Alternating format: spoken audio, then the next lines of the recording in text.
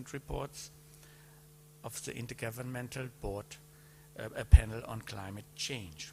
And he also advises least development countries group in the United Nations Framework Convention on Climate Change. So, Professor Salimul Hook, it's no wonder you published hundreds of scientific and popular articles, and so he's recognized as one of the top 20 global influencers on climate change policy, and top scientists from Bangladesh on climate change science. There are many awards he received. I would like to highlight one award, which is the newest. Recently, Professor Salimul Hook has been appointed Officer of the Order of the British Empire in 2022 for services to combating international climate change.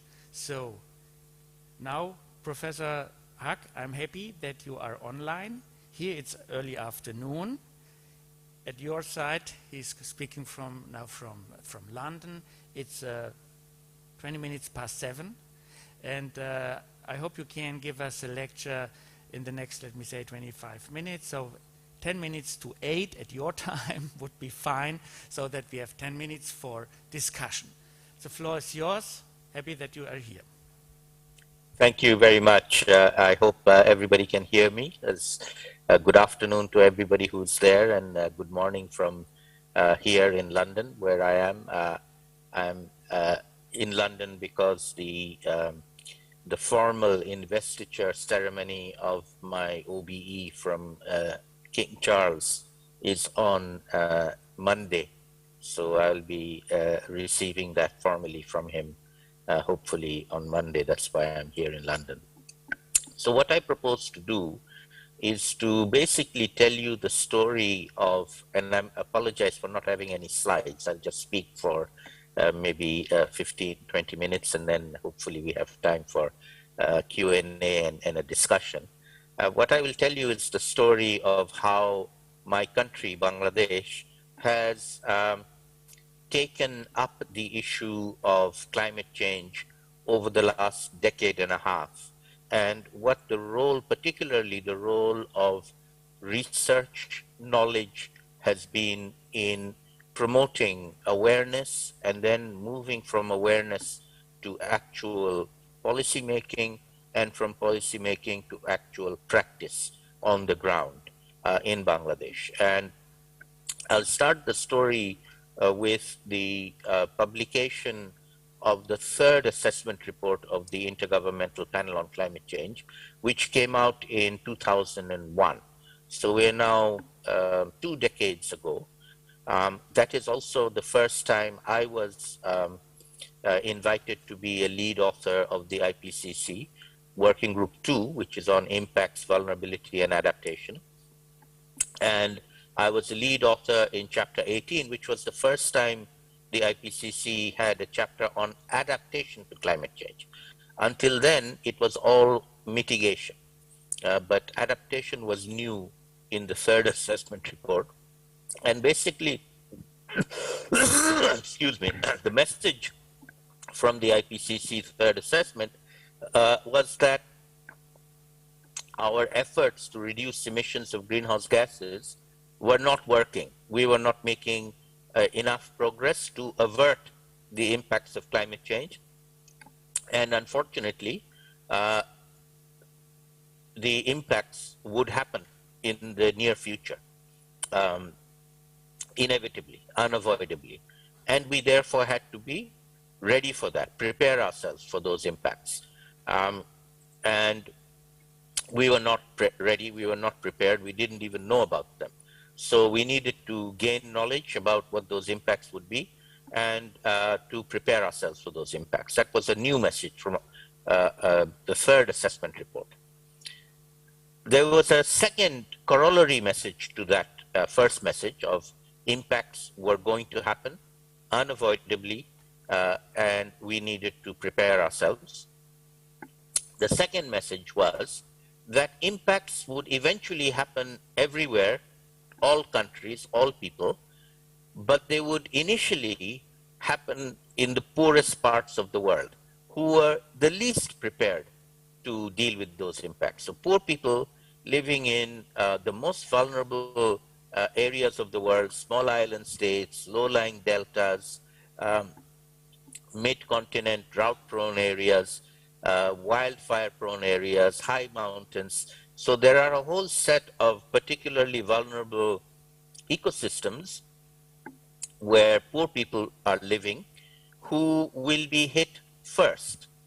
And they are the ones, incidentally, who firstly have the least capacity to deal with the problem, and also, interestingly, have done the least to contribute to the problem, because we are now talking about a man-made problem, human induced problem. The temperature rise is because of emissions of greenhouse gases, and the emissions are largely produced by rich people in all countries, including poor countries. The rich people have a big carbon footprint, but rich people living in rich countries have the vast majority of the carbon footprint who cause the problem. And the poor people who are going to be suffering the impacts, they have a carbon footprint, but it's a tiny, minuscule carbon footprint. They can be reduce their emissions to zero and we wouldn't even notice it. Okay, so they are not the cause of the problem, but they will be the sufferers. They will be the victims of problems caused by the rich. And that introduces a very interesting new injustice element. That is a moral issue that people like the Pope have taken up. A problem caused by the rich and victimizing the poor. Every religion says that's bad. That's a bad thing. That's not a good thing. That should be opposed. Even if you don't have a religion, you're an atheist, you would agree that that is a bad thing. It should not happen.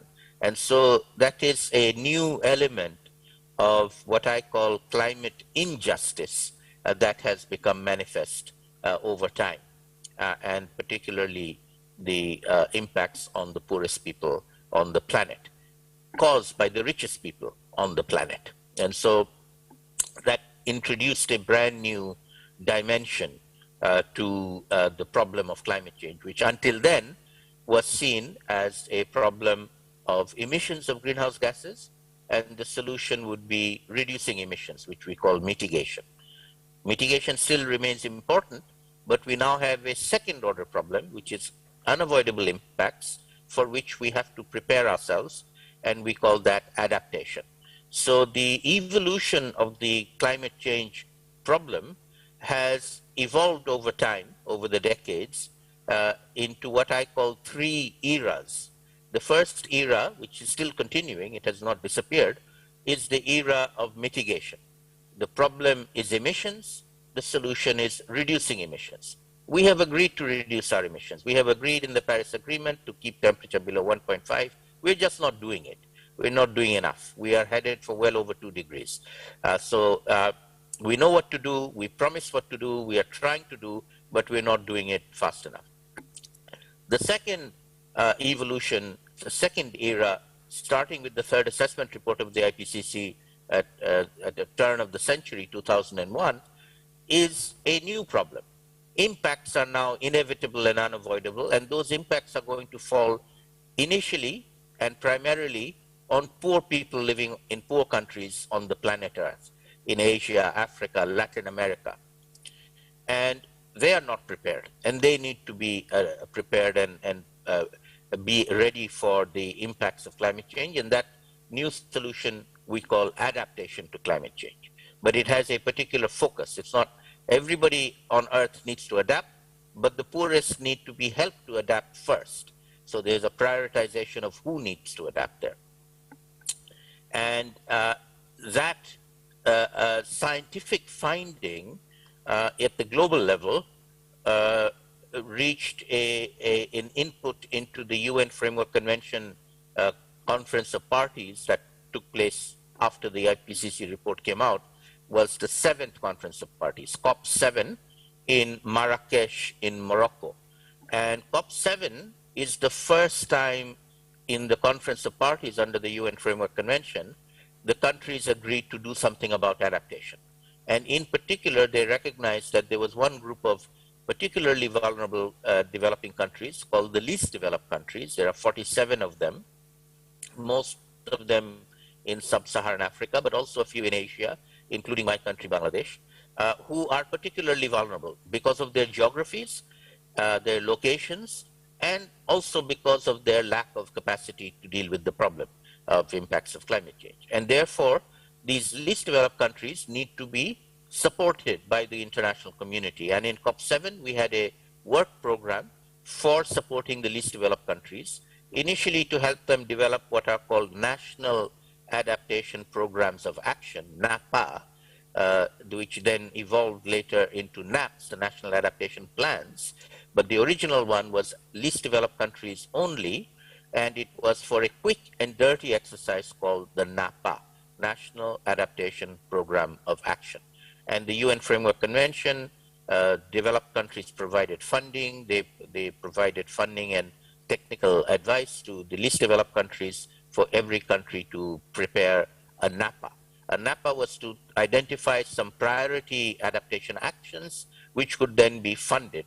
And they also created in COP7 the Least Developed Countries Fund, LDC Fund, to support, initially to support the NAPA, and then after the NAPAs were completed, to support the implementation of projects which are prioritized and identified inside the NAPAs.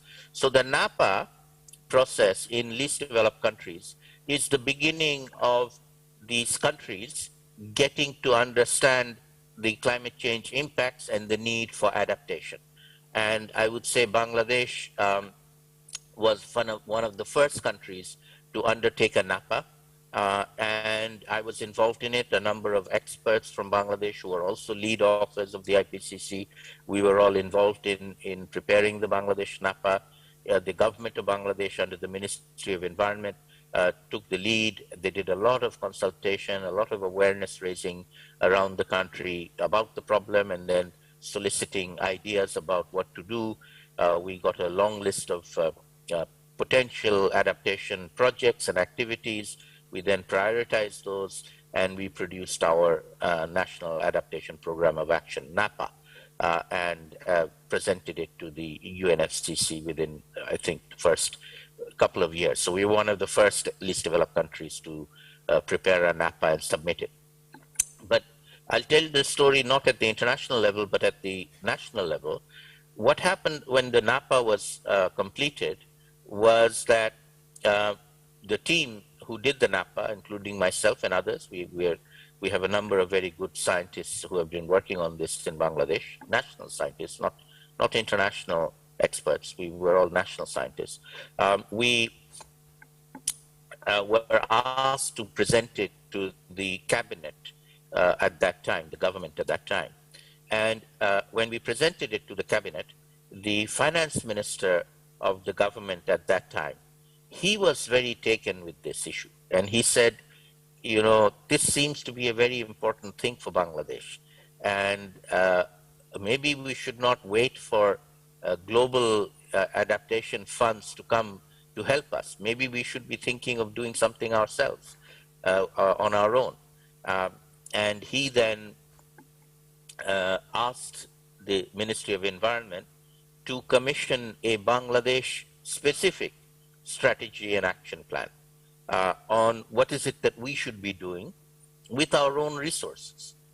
And Bangladesh became the first country to carry out its own climate change strategy and action plan using national experts. And again, we did a big series of consultations, bringing in different sectors, private sector, academic sector, media, different regions. We did workshops in different ecosystems in different vulnerable areas of the country. So that process did a lot of awareness raising. People became aware of the problem of climate change and started thinking about it and what to do about it. And I think within a matter of 2 years or so, we produced the first Bangladesh climate change strategy and action plan. The strategy had 6 pillars to it. There was a pillar on health, a pillar on agriculture, a pillar on water, a pillar on mitigation as well, because it was not only 100% adaptation. Even though we're a vulnerable country, we also had a pillar on mitigation, what we can do for mitigation, a pillar on coastal zone management, and so on. And then under the 6 pillars, we had identified, by soliciting ideas from a wide range of stakeholders, about 45 different actions in different pillars. And the action list was then something that we solicited proposals from different parts of government and also non-governmental actors, NGOs, to take up the actions that were identified in the action plan. So when the National Climate Change Strategy and Action Plan was finished, and we again presented it to the government, to the cabinet, the finance minister was very pleased with this, and he said, yes, this is exactly what I wanted, but now we need to fund this ourselves. We cannot wait for the global funds to arrive. We would like to get global funds, but they're not coming. They're taking a lot of time. So we are going to do it ourselves. So what he did was, the government under his leadership at that time, this is a previous government, not the one we have today, they set up what they call the Bangladesh Climate Change Trust Fund. They created by legislation a new trust fund under the government, with the leadership, governance of number of ministries and a couple of non-governmental technical experts on the governing board. And in the annual budget of the country, the finance minister started allocating roughly $100 million equivalent in Bangladesh taka into this trust fund. And the trust fund was then advertised for every government department and non-governmental agencies to apply for funding. They could pick any one of the 45 actions in the action plan and say, we would like to implement a project for this action plan, and this is how much we would like funding to do it. And they set aside 10% of the budget for NGOs, and they had an agency called PKSF to administer that. So lots of NGOs applied for relatively small amounts for capacity building and awareness raising mostly. And 90% was for governments, so Ministry of Agriculture, Ministry of Water, Ministry of Education. All the major ministries were encouraged to apply for funding adaptation projects with our own money. This is $100 million of our own money, Bangladeshi money. And this fund has been running ever since. Even though we have had changes of government, and the new government that came in afterwards, they did not like much about the old government, but the one thing they did not change was the Climate Change Strategy and Action Plan. They adopted it, and they continued to fund every year the Climate Change Trust Fund. So over the last decade, the trust fund has generated over $1 billion, billion with a B, 100 million a year for more than 10 years, to support hundreds of projects all over the country have been supported. Now, I don't want to overclaim that every project was successful and brilliant. They weren't. They were a learning exercise. They were learning by doing. But what they succeeded in doing was raising the level of awareness across the country, across the government. They all understood, by doing a project, they understood, okay, now what is climate change? What is adaptation to climate change? And what do we need to do? So they were really pilot projects for knowledge acquisition on how to deal with the impacts of climate change at a sectoral level in the different sectors. And as a result, the Climate Change Trust Fund still continues. It still every year, the finance minister is still giving 100 million a year to the trust fund. But at the same time, in the last 3 years, we have evolved into a new process where the national budget now is also including climate change actions. As I said, every ministry has, through doing these projects, understood what they need to do for adaptation, and to how they can mainstream adaptation into their business as usual activities. So every ministry now, this has been done for 3 years. We started with 5 ministries, then 10. We now have 20, I think 21 or 22 ministries who have in their in their budgets, the national budgets, they include a proportion of the budget for climate change activities, adaptation to climate change activities. And in the national budget, in the current national budget, 8% of the national budget is allocated to these 22 ministries for tackling climate change, mainly adaptation to climate change. There's a little bit on mitigation, but most of it is adaptation to climate change. And 8% is more than any other country in the whole world.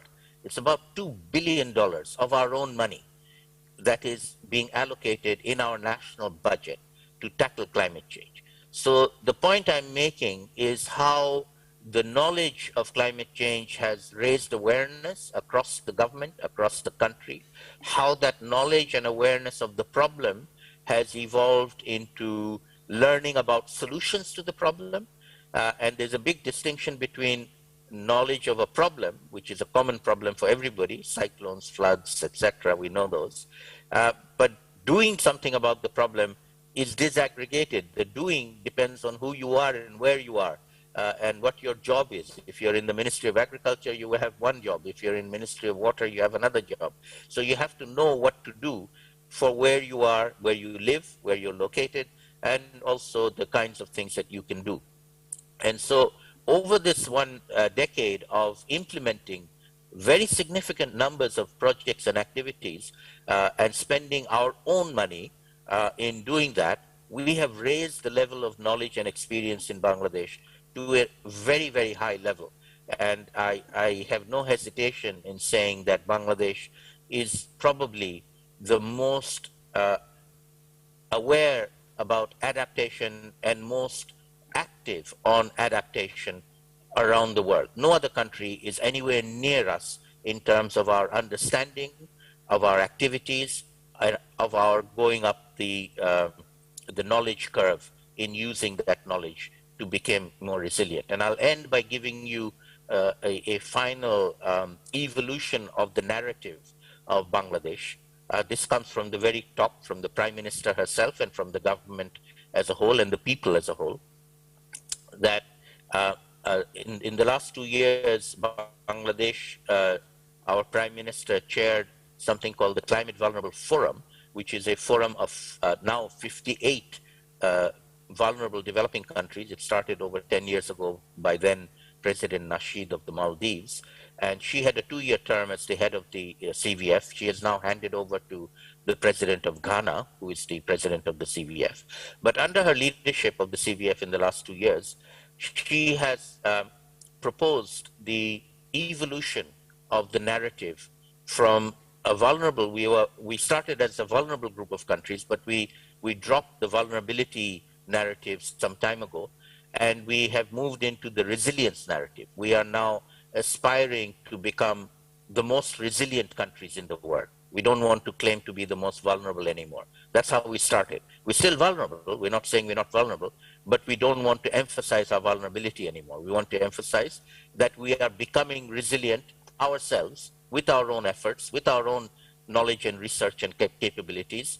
And we expect and hope to get support from the rest of the world, but we are not waiting for that. We are doing it ourselves. And so under her leadership in this last phase, she has also moved that narrative further. And under her leadership, the Climate Vulnerable Forum have adopted a new set of plans that they will be doing called climate prosperity plans. So the narrative is now shifting, not just resilience, which is about risk management of the impacts of climate change, but to prosperity, which is overcoming the risks and still prospering despite those risks. So we have changed the narrative from vulnerability to resilience to prosperity. And Bangladesh is the first CVF country to prepare its climate prosperity plan. It's named after the father of our nation, who also happens to be the father of our Prime Minister, the Mujib Climate Prosperity Plan. And other CVF countries, about half a dozen of them, are preparing their own. These are customized country-specific efforts by the countries themselves. This is not a global effort. This is not a UNFCCC effort. These are countries themselves with support from the CVF who are preparing them. And the idea of the Climate Prosperity Plan is to have a transformative leapfrogging plan, not just coping with impacts, but overcoming impacts and coming out more prosperous in a 10-year time horizon beyond the impacts of climate change. So we tackle climate change, we adapt to it, we become more resilient, and we continue to prosper despite the impacts of climate change. So maybe I'll stop there. I'd be very happy to take questions and have a more of a discussion if people like to do so. Yeah, thank you.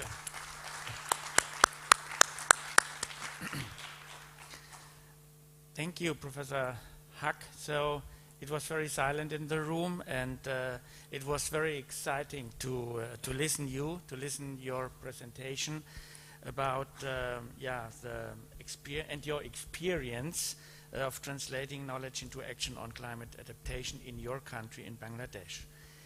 It's obvious that you are a pioneer and advocate for the common interests of the least developed countries in the Forum of Climate COP. And I didn't mention that you are one of the only a few people or scientists who attend all the COPs. This is what I'm not introduced, but this is what we recognized during your exciting speech. So I'm looking in the room, and I invite the participants to ask questions. Use the chance, and I see, yeah, very good. I see more than 3 hands. This is very good. Yeah, please, Professor Gun. Yeah. Yeah, thank you. That was, anyway, maybe short. I don't know whether he can see you, so please give your name and then the question. Dr. Elena Lopez-Gan from Spain. Very, very fascinating talk and really impressive. I think my question is, in COP28, as you know, one of the focuses is going to be the global goal on adaptation. So what can you share from your experience in Bangladesh on how we actually measure this progress, so we know that we're not maladapting and we're actually, you know, also avoiding the limits to adaptation? It would be great to hear from your experience, and I love the idea of a prosperity plan, and I will definitely share it with my own country. Very good. Shall I answer? Yes, of course, please. Okay, good. So thank you very much for that excellent question. So you're quite right. We are making progress on preparing the global goal on adaptation, which was agreed to do in Paris, but it took us a long time to figure out what to do, because unlike mitigation, where 1.5 degrees is a global goal, we're not reaching it, but at least it's a global goal. There's no equivalent to 1.5 on adaptation. It's so location specific that it's complicated. We know it's complicated. That's the reason why we weren't able to do it in Paris. That's the reason why we have the Sharm el-Sheikh Glasgow work plan to work on it. We have a number of workshops. I'll give you my opinion about the global goal. I don't think we can have one single global goal. I think we will have, horses for courses, as they say in English. Maybe a global goal for mountain ecosystems, a global goal for delta ecosystems, a global goal for, dryland ecosystems. One of the subsets of global goal that I work on, and that my country, Bangladesh, is very, very invested in, is something we call locally led adaptation. It used to be called community-based adaptation, and it's something I've been working on for the last 20 years. And that is essentially empowering and capacity building of the most vulnerable communities in all countries to be able to adapt to the impacts of climate change. Because in my view, they should be the ones we prioritize. They are the ones who are already suffering. Incidentally, I'm sure you're aware, we now have loss and damage from climate change, which is what I call the third era of climate change, which we haven't discussed today. But we are going beyond adaptation now. Adaptation is failing, and the impacts are happening. So we need to be prepared for that as well.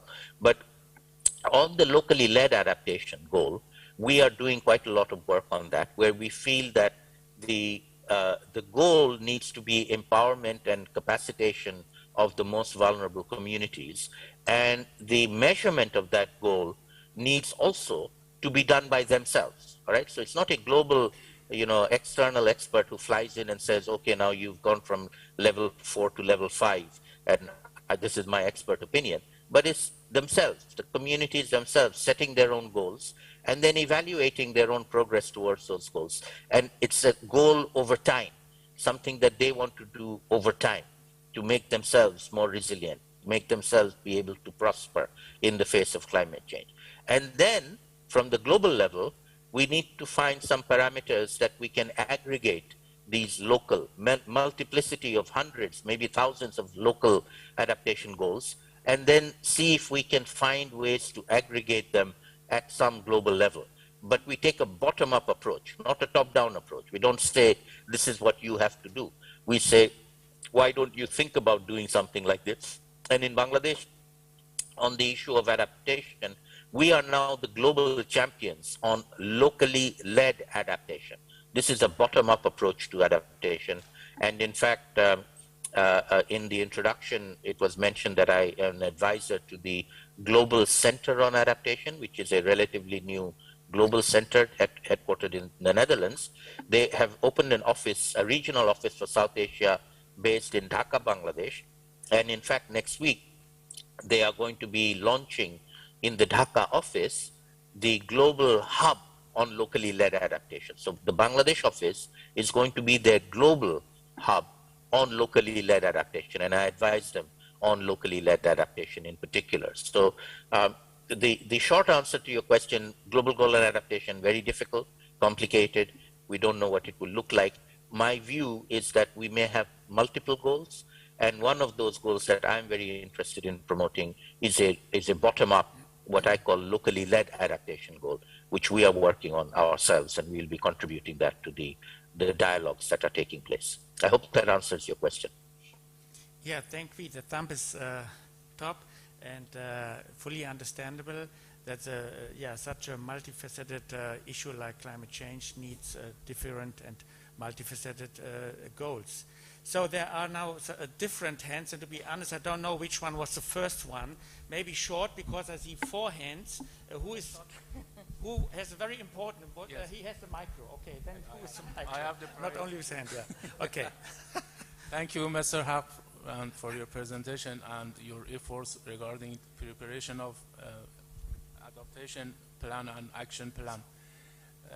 Firstly, I want to explain. I am not much agree that we simplified the adaptation just to some projects. Please use micro, and yes, please short question, okay. Because there are 5 hands. Yeah, so. I think the, climate change will affect all human life issues, and if we want to have adaptation, I agree with the previous presentation that we should change in situation and capacity building, then start to executive projects. If we want to first start with the executive project, we just simplify the issue with some projects and some minor find maybe to be done. This approach, I wanted, now it is my question, did you evaluate it, how much progress these actions and how they was efficient?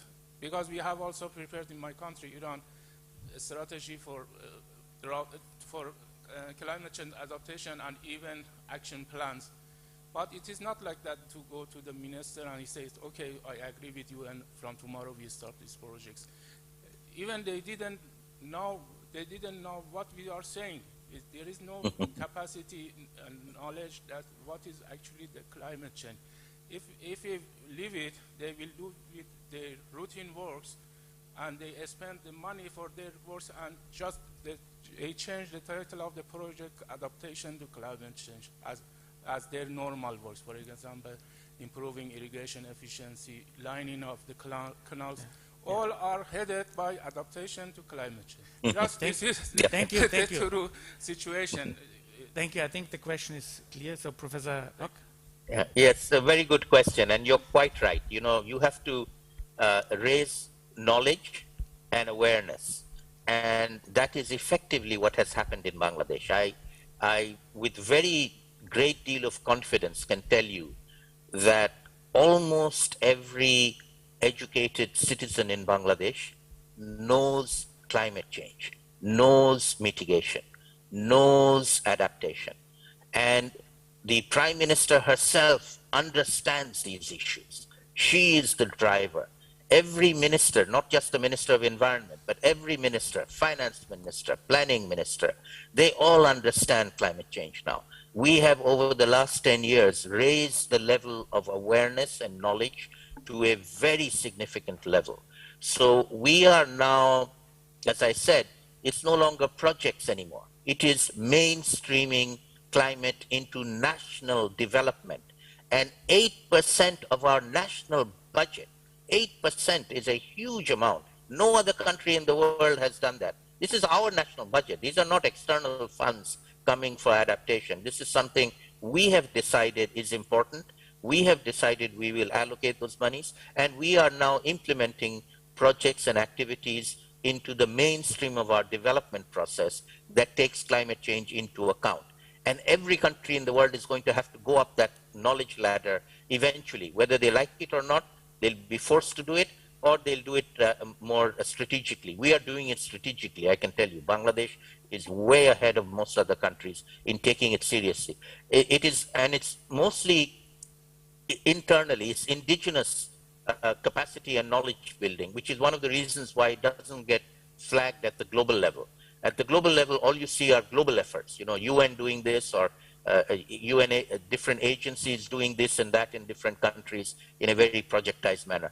Bangladesh is not a set of projects. These are now mainstream national capacity building, national activities based on what we call a whole of society approach, not even a whole of government, beyond whole of government, whole of society. Everybody in the country now understands climate change and understands what they have to do about it and are doing something about it. Okay, thank you. Now it's more and more difficult because now I have 3 hands, right, and 3 micros in the hands. So who would, very short question, please. You have a question? Yes, yes. Okay, very short question, please. Yes. So 20-second question, maximum. Well, yeah, okay. So my name is Locke from Asian Institute of Technology. My question is very short. Can you share more about the tipping point when Bangladesh transitioned from climate resilient to climate prosperity? Thank you. Yeah, please. Professor Hack. Very good. Short answer. So the short answer, the mental paradigm shift tipping point came from our Prime Minister in the last 2 years when she led the Climate Vulnerable Forum. She proposed this idea. We had a big discussion in the CVF leadership, and everybody agreed this is a good idea, let's do it. That's just an idea, by the way, okay? Now, how do we implement the idea? The way to implement the idea is that we develop these plans, climate prosperity plans. Bangladesh has done the first plan. And as I said, it is not an incremental plan. It's a transformational plan. It's about how do we leapfrog in 10 years from becoming, being a vulnerable country to becoming a prosperous country and overcome the vulnerability. Not just manage the vulnerability, which is what resilience does. Resilience framing is about managing the risk. Prosperity framing is overcoming the risk, managing the risk and then overcoming it and still becoming prosperous. And I would recommend you have a look at the Mujib Climate Prosperity Plan to see how we have identified a few ways in which we would leapfrog. And on the adaptation front, as I said, locally led adaptation, we are going to be the global champions on locally led adaptation. Thank you. 15-second question. Hello. Hello, Salim. This is Lars. Hi, Lars. Good to see you. Nice to well, see you at least on a picture. I think King Charles had better arguments than we had to bring you here, no? Actually, no, you know the conference. You've been keynote speaker 2017 in Cologne, and so we want to continue. And the question is, do you have an advice, a recommendation? How can we have more impact with this conference in particular, or with conferences like this in particular, reaching out from knowledge to action, but also reaching out to the neighboring sectors? It's not, as you said, not only about water, it's also about the food, it's about environment and other sectors. No? So that would be good to take it for our closing session tomorrow. What is your recommendation for us? Thank you. Sure. Thank you very much, Lars. Good to see you as well. Sorry I couldn't be with you in person this time. But yes, I think conferences like this have a very, very key role to play in raising the level of awareness and knowledge in different sectors. You know, climate change is no longer just an environment sector. The environment ministries all know about this. They don't need to have capacity build. They need to be building capacity of their colleagues in ministries of finance, ministries of planning, ministries of education, ministries of water management, etc. And so we need to be reaching out. And the good news is that's happening. Okay, everybody now is aware. The awareness level has gone up considerably. But I make a big distinction between raising the level of awareness about a problem, which is a good thing, which is a necessary thing to start, and transitioning from that to actual knowledge of how to tackle the problem, if not solve it, but at least tackle it. And when you move from awareness to solution, that is a big step because the solution is not the same for everybody. You know, your Ministry of Water colleagues will have to learn one thing that's specific to them. Ministry of Agriculture colleagues learn things specific to them. And those of us who are knowledge brokers, researchers, academics, our role is to spread that knowledge, is to share that knowledge in a way that the different audiences, the different stakeholders can understand it in their own terms. We speak to them in their own terms.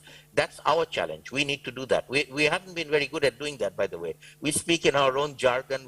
We have our own language. We understand our own language, but other people don't understand our language. So we have to go beyond our own, confined academic language and present it to other people. But again, my view is that that is now much easier. A few years ago, we had a hard time. Now it's not so much a hard time. Now it's about practical. So I find very often ministers I talk to say, okay, you've convinced me, now tell me what to do, okay? Don't have to convince me anymore, but tell me what to do.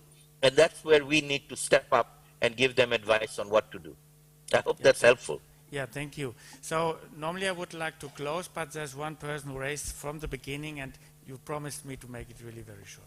Yeah, thank you, Professor Haq, for these nice insights. I'm Nitin Basi. I work with Council on Energy, Environment and Water. I mean, as you know, the COP, at COP, water was discussed probably for the first time. I mean, it was kind of a mainstream first time in several years of negotiations that are happening. Going forward, what do you think are the areas within the sector that might get prominence and discussed further? You're absolutely right. So what has happened in the COPs over time is that different sectors, water sector in particular for adaptation, agriculture and food, another one, these different sector people have become very much more involved in the COPs, and not so much in the COP decision making, but in what happens at the COPs in addition to the negotiations, which is what I call setting up coalitions of the willing. You know, there were 40,000 plus people in Sharm el-Sheikh. Only maybe 5, 6, 7,000 are negotiators negotiating. The rest of us, including myself, we go as observers, and we do lots of networking and working together, and we have pavilions and seminars and webinars and discussions, and produce many, many different coalitions of the willing working on different topics. And water was a very big one, you're quite right. Many groups are coming together on water in particular. So I would encourage you to reach out and bring more allies in these coalitions of the willing, and take actions and move to the action phase. This is no longer planning. We are beyond planning. We are now into action phase, and people are doing things. We need to share what they're doing, learn from each other, and try and accelerate the pace of action, which is still too slow. It's happening, but it's too slow. Thank you, and it's no wonder you had to stop your presentation since your very exciting story is so long, and so no wonder we have here to stop the discussion. I see further hands, but we have unfortunately to stop the discussion. So from Bangkok, I wish you a very nice OBE award, but maybe even more important, I wish you best success and good luck for the implementation of NAP in Bangladesh. And I think this is not only my wish, this is the wish of the whole auditorium. And so please give your hand to Professor Thank you. Haq. Thank you very much. Thank you. Thank you. It was very nice to have the chance to moderate your talk, and good luck, and greetings to London. Bye-bye. Thank you very much. Bye-bye. Thank you, Professor Huck and Professor Stam, for the wonderful session. We have now come to the end of this plenary session and will move for a short coffee break, after which we will have a series of panel sessions which you will see on the screen. We will meet here for dinner again at 7 p.m. and tomorrow we will reconvene in this very room at 8:20 a.m. sharp. Thank you.